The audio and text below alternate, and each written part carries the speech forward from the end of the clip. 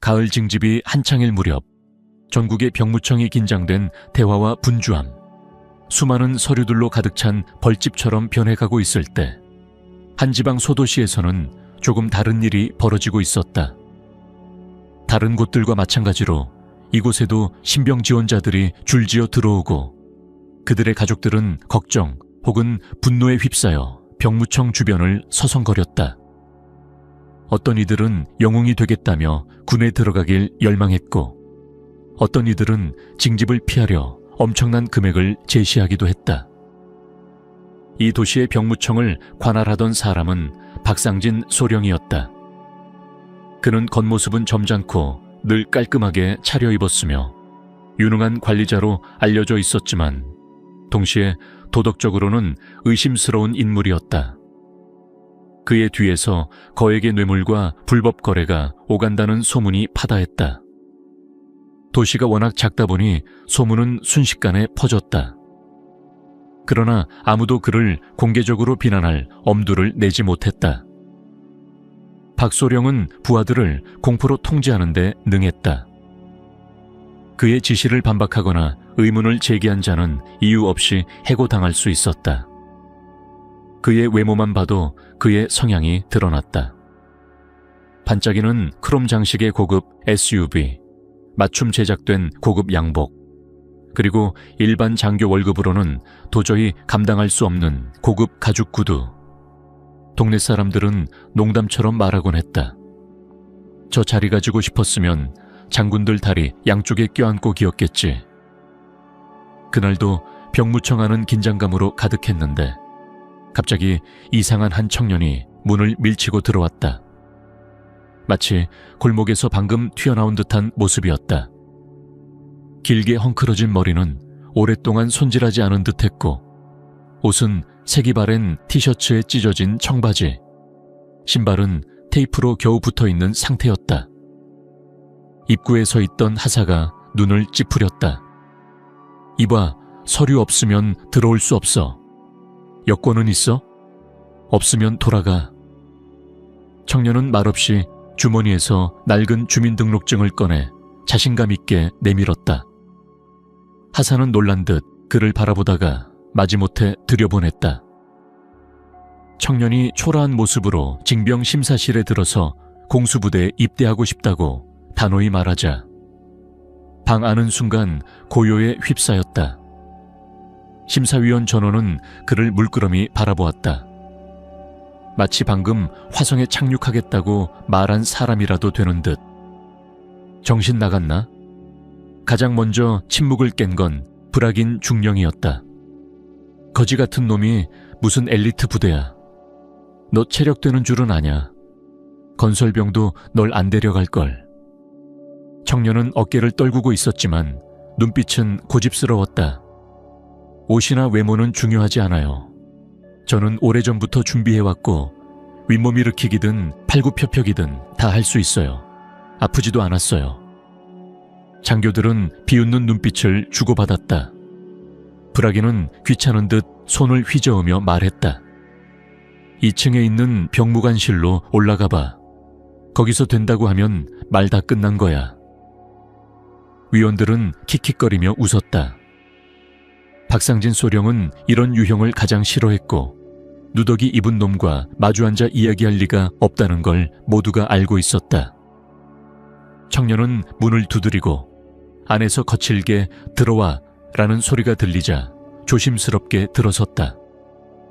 박소령은 게으르게 서류를 넘기다 고개를 들었고 청년을 보자마자 얼굴을 찌푸리며 물었다. 너 뭐냐? 청년은 용기를 내어 크게 외쳤다. 공수부대에서 복무하고 싶습니다. 사무실 안은 갑작스런 폭소로 가득 찼다. 박소령은 의자에 몸을 기대고 눈물을 닦으며 웃었다. 아니, 너 진짜 웃기네. 거울은 보고 왔냐? 하지만 마침 추운 북쪽에 자리가 하나 있긴 하다. 눈 쌓이고 얼음 바람 부는데 말이지. 거기로 보내줄까? 어디든 상관없습니다.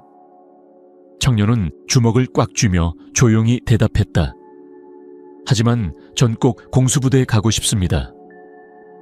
박소령의 표정이 일순간 굳어졌다. 그는 이 시간에 지역 후원자와 거래를 마쳤어야 했다. 그런데 지금은 누더기 차림의 젊은이 하나에게 시간을 허비하고 있는 것이다. 분노로 얼굴이 붉어졌고 곧 호출 버튼을 눌렀다. 이 자식 당장 끌어내. 하사관이 들어와 청년을 억지로 밖으로 끌고 나갔다. 청년은 주저앉듯 병무청 앞에 섰다. 하루아침에 사라져버린 자신의 꿈을 믿을 수 없었다. 더러운 뺨 위로 눈물이 흘러내렸다. 이제 떠나야겠다고 생각한 순간 검은색 차 한 대가 병무청 앞에 멈춰 섰다. 창문은 짙게 틴팅되어 있었고 차문이 열리자 위풍당당한 장군 계급장을 단 장교가 내렸다. 무슨 일이오? 장군이 낮고 무게감 있는 목소리로 물었다. 울고 있던 청년을 바라보며 청년은 무언가를 깨달은 듯 고개를 들고 또렷하게 대답했다. 공수부대에 입대하고 싶은데 외모 때문에 거절당했습니다. 겉모습이 그토록 중요한가요? 장군은 그를 뚫어지게 쳐다보았다. 그리고는 이름과 성을 물었다. 대답을 들은 순간 장군의 얼굴이 창백해졌다. 한순간 다리에 힘이 풀리는 듯 휘청거렸다. 그는 청년을 마주보며 다시 조용히 물었다. 다시 말해보게. 자네 이름이 뭐라고? 류성민입니다. 청년이 분명하게 다시 대답했다. 장군은 심호흡을 하며 눈빛을 바꾸었다. 얼굴에는 놀라움과 심각한 회상의 흔적이 뒤섞여 있었다. 자네 아버지는 누구였나? 목소리는 떨렸지만 침착하려 애쓰며 물었다. 청년은 처음에는 무슨 말인지 몰랐지만 솔직하게 대답했다. 류재훈 공수부대 장교였습니다. 몇 년 전 전사하셨어요. 장군은 시선을 피하며 손을 덜덜 떨었다. 그럼 자네가 그의 아들이었구먼. 재훈이, 그가 나를 구했네. 이 말은 그저 속에서 우러나온 듯 자연스레 나왔다. 장군은 곁에 서 있던 수행원들에게 잠깐 기다려 라고 말하고는 청년에게 손짓해 함께 차에 타자고 했다. 차에 나란히 앉자 장군은 조용히 입을 열었다. 자네 아버지는 정말 대단한 분이었네. 우리가 아주 힘든 시절 같은 부대에서 함께 복무했지. 그땐 북부 카프카스에서 전투 중이었는데 적에게 포위당한 적이 있었어. 난 부상을 입고 움직일 수조차 없었지. 거의 포기하고 있었는데 재훈이가 위험을 무릅쓰고 날 들쳐 업고 전장을 빠져나왔어. 스스로는 끝까지 남았고. 그는 말을 멈추고 잠시 눈을 감았다. 감정이 북받쳐 올라온 듯 보였다. 성민은 가슴속이 서늘해지는 것을 느끼며 장군을 바라보았다. 그런데 왜 저는 이렇게 아무도 알아보지 못하는 사람처럼 살아야 했을까요? 성민이 조심스럽게 물었다. 아버지처럼 되고 싶다는 꿈이 있는데 아무도 제 말을 듣지 않아요. 장군은 길게 숨을 내쉬었다. 그 숨결에는 무거운 회한이 섞여 있었다. 무슨 일이 있었던 건가? 왜 자네가 이런 모습으로 나타난 거지? 성민은 망설이다가 입을 열었다. 아버지가 돌아가신 후 어머니가 모든 걸 감당하지 못하셨어요. 결국 술에 빠졌고 집엔 이상한 사람들이 드나들기 시작했죠. 결국 저는 뛰쳐나왔어요. 처음엔 지하실에서 지냈고 그나마 조용했죠. 그러다 어머니가 담배를 피우다 잠들었고 집이 불에 탔습니다. 성민의 목소리는 떨렸지만 그는 계속했다. 그 뒤로는 보육원에 보내졌어요. 하지만 도망쳤습니다. 시장에서 일도 하고 굶기도 했죠. 그래도 매일 운동하면서 군 복무만을 생각했습니다. 저도 가치 있는 사람이라는 걸 증명하고 싶어요. 장군은 말을 잇지 못하고 눈을 감았다. 그 앞에 앉은 청년은 바로 자신을 구해준 그 사람의 아들, 그리고 지금은 자신처럼 누군가의 손길을 기다리는 존재였다. 장군은 허리를 곧게 펴고 결단에 찬 목소리로 말했다. 좋아, 성민. 자네의 꿈 내가 도와주겠네. 차에서 내린 장군은 곧장 병무청으로 향했다. 박상진 소령은 장군이 환한 얼굴로 사무실 문을 박차고 들어오자 얼굴이 하얗게 질렸다. 도대체 당신 뭐 하는 짓이야? 장군의 목소리는 천둥처럼 울렸다.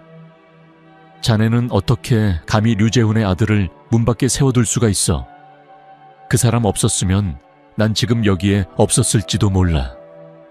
박소령은 당황해 어쩔 줄 몰랐다. 장군님, 저 그게 몰랐습니다. 그냥 외모가 좀... 외모? 장군의 목소리가 높아졌다. 복도에 있던 병무청 직원들이 숨을 죽이고 그의 말을 들었다. 자네는 지금까지 사람을 겉모습으로 판단해온 건가? 자네가 여기에 앉아있는 이유를 잊은 건가? 박소령은 겁먹은 얼굴로 더듬거렸다. 죄송합니다. 다시는 이런 일이 없도록. 하지만 장군은 그의 말을 잘랐다. 오늘부로 자넨 여기서 그만두게. 계급장 때. 그럴 수 없습니다. 박소령은 외쳤지만 장군은 단호했다. 결정은 번복하지 않네. 장군은 등을 돌리고 문을 열고 나갔다. 사무실엔 침묵만이 남았다. 성민 앞으로 돌아온 장군은 따뜻하게 말했다. 자, 아들. 준비를 시작해보자꾸나. 성민은 믿기지 않는다는 듯 장군을 바라보았다. 장군은 직접 그를 변경으로 데려갔고 등록 서류도 하나하나 확인하며 도와주었다. 다만 입대 전에 외모를 조금 정돈하자며 장군은 그를 옷가게로 데리고 갔다. 성민은 처음엔 극구 사양했지만 장군의 권유에 결국 수긍했다. 탈의실에서 새 청바지와 셔츠를 입은 그는 거울 속 자신의 모습을 보고 놀랐다. 오랜만에 거지 같은 청년이 아닌 또렷한 눈빛을 가진 젊은 남자가 비쳤다. 이제 좀 낫군. 장군은 미소 지으며 말했다. 이제 남은 건 한 가지지. 그들은 이발소로 향했다. 짧게 머리를 다듬은 후 성민의 이목구비는 더 뚜렷하게 드러났다. 장군은 흐뭇한 눈빛으로 말했다. 이제 정말 네 아버지 닮았구나. 그 순간 성민은 처음으로 진짜 희망이란 감정을 느꼈다. 그의 인생은 드디어 바뀌기 시작했다. 장군의 집은 예상 외로 소박했다. 밝은 통나무로 지어진 2층짜리 목조주택은 울창한 나무들 사이에 자리 잡고 있었고 잔잔한 자갈이 깔린 오솔길을 따라 들어서자 온기가 배어있는 집의 분위기가 전해졌다. 황금색 장식문도 돌사자의 동상도 없었다. 대신 정갈하게 가꾼 화단과 작은 정원이 문 앞을 꾸미고 있었다. 집 안으로 들어서자 위층에서 가벼운 발소리와 함께 하늘하늘한 원피스를 입은 소녀가 바람처럼 계단을 내려왔다. 그녀의 밝은 머리카락이 등 뒤로 흐르고 푸른 눈동자인 장난기와 생기가 가득했다. 아빠! 소녀가 기쁜 목소리로 외치며 장군에게 달려갔다. 그러다 성민을 보고 놀란 듯 멈춰 섰다. 그녀의 시선이 조심스럽게 성민의 모습을 훑었다. 죄송해요. 그녀는 황급히 손을 내밀며 말했다. 저는 강세연이에요. 혹시 배고프신가요? 저는 지금 배고파 죽겠거든요. 이 아저씨는 하루 종일 나돌기만 하고요. 장군은 머리를 저으며 웃었다. 이 아이는 내가 말한 성민이야. 우리 집에 며칠 머물 거다. 잘 됐네요. 세연이 능청스럽게 웃으며 말했다. 요즘 너무 조용했거든요. 세연의 가벼운 말투에 성민은 조금은 긴장이 풀렸다. 오랜만에 느껴보는 다정한 분위기였다. 그들은 함께 넓은 식당으로 들어섰다. 주방에는 인자한 얼굴의 노년 여성이 음식을 준비하고 있었다. 아이고, 반가운 손님이 오셨네. 그녀는 따뜻한 미소로 그들을 맞으며 그릇들을 테이블에 차려놓았다. 성민은 이렇게 환대를 받은 것이 낯설었지만 이내 감사 인사를 조심스럽게 전했다. 식사 중 이야기는 자연스럽게 흘러갔다. 장군은 세연에게 성민의 아버지가 누구였는지, 그리고 자신이 왜 그를 돕기로 했는지 설명했다. 세연은 진지한 표정으로 경청했다. 공수부대에 들어가려는 게 아버지의 꿈을 잇기 위해서예요? 세연이 물었다. 성민은 고개를 떨군 채 조용히 말했다. 그보다는 제 꿈이에요. 저도 누군가에게 도움이 될 수 있는 존재가 되고 싶어요. 흐름에 떠밀리듯 살고 싶지 않아요. 세연은 잠시 생각에 잠긴 듯 하다가 부드럽게 웃었다. 좋은 생각이네요.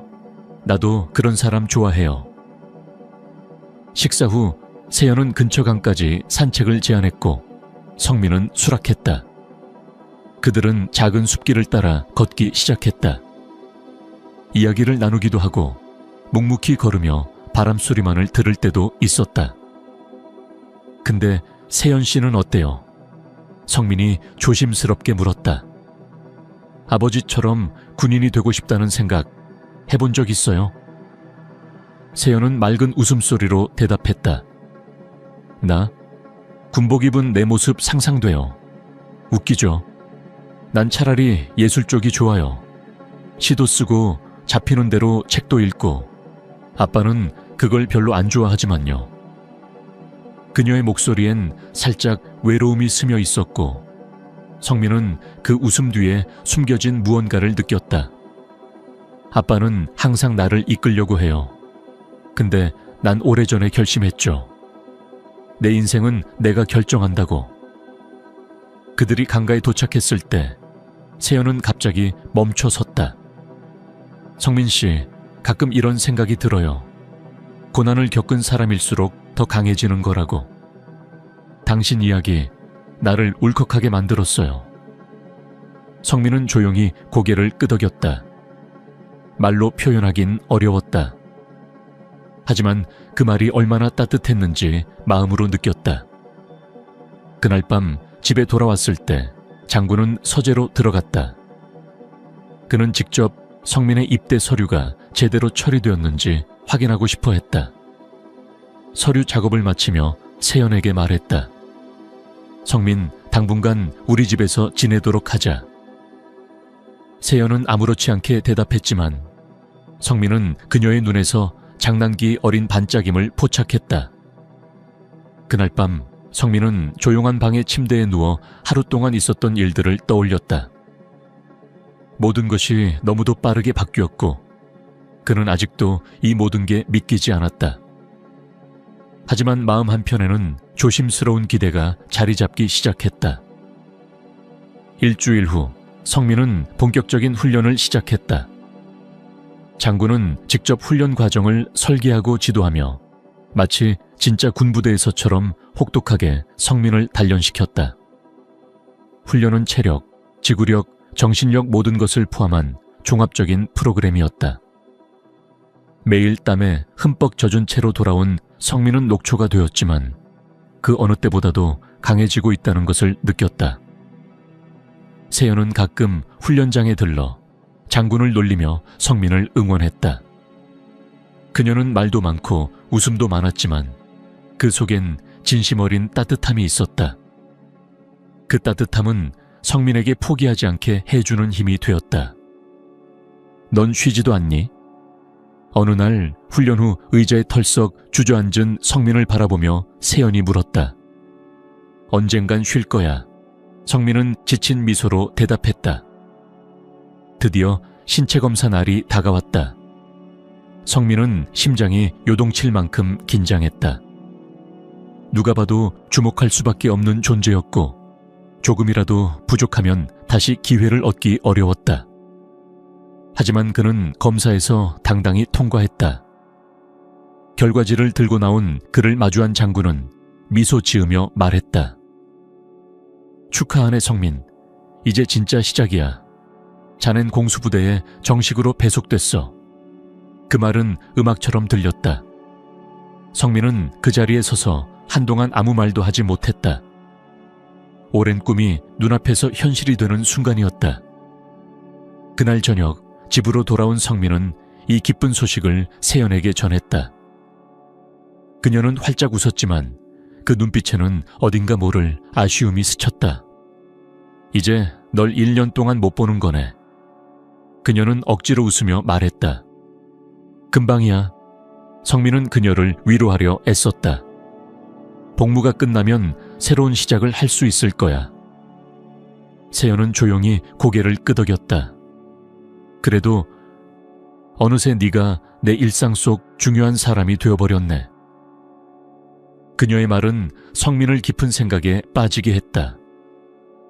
이 집에서 지낸 시간 동안 세연은 단순한 친구 이상의 존재가 되어 있었다. 그녀와 있을 때면 오랜만에 삶이 가볍게 느껴졌다. 출발 하루 전 성민은 짐을 꾸리기 시작했다. 장군은 옆에서 필요한 물품들을 꼼꼼히 챙겨주었고 두툼한 군복과 장비, 따뜻한 양말까지 빠짐없이 준비해 주었다. 자넨 복무 외엔 아무 걱정도 하지 말게. 장군이 말했다. 나머진 내가 다 책임지겠네. 출발 전날 밤 조촐한 저녁 식사가 있었다. 분위기는 평소보다 조용했다. 평소 활달하던 세연은 거의 말이 없었고 성민이 무언가를 이야기할 때면 조용히 미소만 지을 뿐이었다. 이윽고 이별의 순간이 다가왔다. 장군은 성민의 손을 힘있게 잡고 말했다. 실망시키지 말게. 난 자네를 믿네.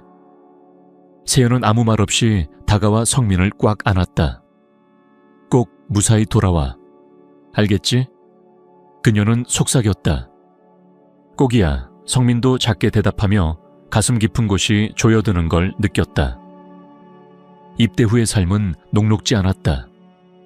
새벽의 기상, 행군, 체력 훈련, 사격, 매일 반복되는 강도 높은 일정 속에서 성민은 이전보다 더 강한 의지로 임했다. 그의 머릿속엔 장군의 격려와 세연의 마지막 표정이 늘 함께였다. 무엇보다 세연의 편지들은 그의 가장 큰 힘이 되었다. 그녀는 자신의 일상과 읽고 있는 책들, 생각들을 솔직하게 써내려갔다. 성민은 그 편지 하나하나를 소중히 간직하며 답장을 썼다. 자신이 얼마나 노력하고 있는지, 어떤 걸 해내고 있는지, 그리고 그녀에 대한 생각을 담아. 편지는 둘 사이를 이어주는 끈이 되었고 그 끈은 세상 어느 것보다 단단했다. 어느 날 성민은 대대 전체 앞에서 작전 수행 우수 훈련병으로 표창을 받았다. 가슴에 달린 배지는 그간의 고된 노력이 인정받았음을 상징하는 첫 번째 증표였다. 한편 세연도 자신의 길을 향해 나아가고 있었다. 그녀는 언론학과에 입학하여 본격적인 공부를 시작했고 바쁜 와중에도 성민에게 편지를 보내는 것을 잊지 않았다. 그녀는 성민의 하루를 밝히는 등불 같은 존재였다. 복무 마지막 즈음, 성민은 한 가지 큰 결심을 하게 되었다. 어느 날 그는 편지를 통해 세연에게 마음을 고백했다. 세연아, 나 돌아가면 내 인생의 일부가 되고 싶어. 혹시 괜찮다면 나랑 결혼해 줄래? 세연의 대답은 오래 걸리지 않았다. 성민아, 상상도 못했겠지만 나도 그 말 기다리고 있었어. 응? 나 좋아. 그 편지를 읽은 순간 성민은 기운이 솟는 걸 느꼈다. 복무의 마지막 몇 달은 순식간에 지나갔다. 드디어 저녁의 날이 찾아왔다. 장군은 성민을 마중 나가기 위해 직접 부대를 찾았다. 그들은 말없이 서로를 껴안았다. 말은 필요하지 않았다. 그 포옹엔 서로에 대한 신뢰와 존중, 그리고 지난 시간을 함께 이겨낸 동지애가 담겨 있었다. 성민이 장군의 집에 들어섰을 때 세연은 이미 현관에서 그를 기다리고 있었다. 그녀는 성민이 기억하는 것보다 더 아름다워져 있었다. 성민을 보자마자 세연은 눈물 머금은 웃음으로 달려와 그를 껴안았다. 돌아왔구나. 그녀는 속삭였다. 성민은 조용히 고개를 끄덕이며 긴 세월 끝에 진짜로 안도하는 듯한 표정을 지었다. 그로부터 몇 주 뒤 두 사람은 결혼식을 올렸다. 작고 아늑한 집에서 가족과 몇몇 가까운 사람들만 모인 소박한 예식이었다. 장군은 그 자리에 누구보다 기뻐하며 참석했다. 그는 이미 오래전부터 성민을 사위가 아닌 아들처럼 생각하고 있었다. 결혼 후 성민과 세연은 장군의 집에 머물렀다. 장군은 함께 살아줄 사람들을 기다려온 듯 그들과 함께하는 삶을 더없이 소중히 여겼다. 부부는 처음엔 따로 집을 구할까도 고민했지만 곧 이 집이 자신들에게 가장 어울리는 공간이라는 걸 깨달았다. 성민은 좋은 직장을 얻게 되었고 직접 힘으로 가정을 이끌 수 있게 된 것을 자랑스럽게 여겼다. 그는 더 이상 누구의 도움 없이도 어려움을 헤쳐나갈 수 있는 자신감을 갖게 되었다. 그리고 1년 후 그 집 안에 아기 울음소리가 울려 퍼졌다. 성민과 세연 사이에 태어난 딸이었다. 아이의 이름은 혜운, 세연의 어머니 이름을 따서 지은 이름이었다. 장군은 그 어떤 전투에서의 승리보다 더한 기쁨을 느끼며 혜운이를 품에 안고 매 순간을 즐겼다. 손녀와 함께 보내는 시간은 그에게 새로운 인생이었다. 어느 날 장군은 혜운이를 품에 안은 채 성민에게 조용히 말했다. 성민아, 너 덕분에 내 인생도 다시 살아난 기분이야. 가족이란 게 이런 거였구나. 처음으로 다시 느끼게 됐어. 성민은 아이와 아내를 바라보며 가슴 깊은 곳에서 진심으로 고개를 끄덕였다. 그는 마침내 자신이 오랫동안 찾아 헤맸던 그 무언가를 손에 넣은 것이었다. 진짜 가족, 그리고 자신이 지켜야 할 삶. 그로부터 몇 해가 흘렀다. 장군의 집은 여전히 따뜻하고 환한 웃음이 가득한 곳이었다. 성민은 이제 한 가정의 가장이자 세상에서 가장 든든한 아빠가 되어 있었다. 세연은 성민의 사랑과 딸 혜운이의 밝은 에너지에 힘입어 기자로서 활약하며 자신의 글을 전국지에 기고하기도 했다. 그녀의 글에는 언제나 따뜻한 시선과 사람에 대한 깊은 이해가 담겨 있었다. 혜운은 밝고 호기심 많은 아이로 자라났고 매일 밤 할아버지인 장군, 서정훈 장군의 무릎에 앉아 용기와 명예, 정의에 관한 이야기를 들으며 눈을 반짝였다. 그 장면을 바라볼 때면 성민은 종종 생각에 잠기곤 했다.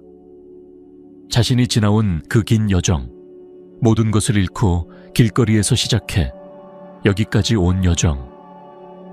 그의 아버지 류재훈은 언제나 성민에게 정신적 나침반 같은 존재였다.